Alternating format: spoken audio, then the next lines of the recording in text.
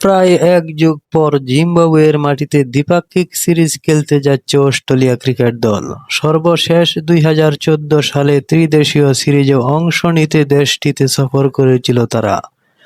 আসন্ন সফরে জিম্বাবুয়ের বিপক্ষে 3 ম্যাচের ওয়ানডে সিরিজ খেলবে অস্ট্রেলিয়া। সিরিজের সব ম্যাচই অনুষ্ঠিত হবে হারারে স্পোর্টস ক্লাবে। প্রথম ম্যাচ 15 সেপ্টেম্বর, দ্বিতীয়টি 18 সেপ্টেম্বর এবং শেষ ম্যাচ 20 সেপ্টেম্বর অনুষ্ঠিত হবে। 2027 ওয়ানডে বিশ্বকাপ যৌথভাবে আয়োজন করবে জিম্বাবুয়ে, দক্ষিণ আফ্রিকা এবং নামিবিয়া।